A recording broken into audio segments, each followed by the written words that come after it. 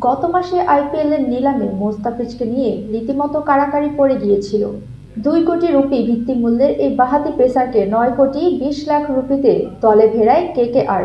Chennai super Kings আর দিল্লি ক্যাপিটালসের সঙ্গে লড়াই করে তাকে একরকম ছিনিয়ে নিয়েছিল বলিউড অভিনেতা শাহরুখ খানের দল।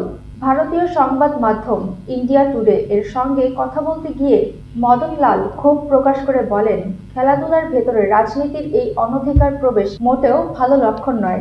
তার মতে, পরিস্থিতির চাপে বিসিসিআই অনেকটা একতরফাভাবে এই সিদ্ধান্ত নিয়েছে।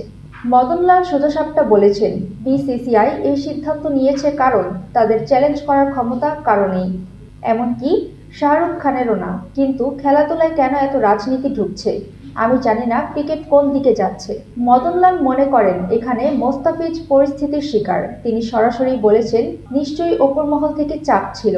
বাংলাদেশে যা ঘটছে তা অত্যন্ত দুঃখজনক, কিন্তু খেলোয়াড়দের কেন এর মাঝে টেনে আনা হচ্ছে? এখানে শাহরুখ খানের দোষ কোথায়? নিলামে তো একটা কমিটি বসে খেলোয়াড় নির্বাচন করে। খেলার মাঠে রাজনীতি প্রবেশ নতুন কিছু নয়। এবার তার আঁচ লাগলো বাংলাদেশের কাটার মাস্টার মোস্তাফিজুর রহমানের গায়ে। সুমাইয়া ফারাজি, খেলার খবর, দৈনিক আর নিউজ।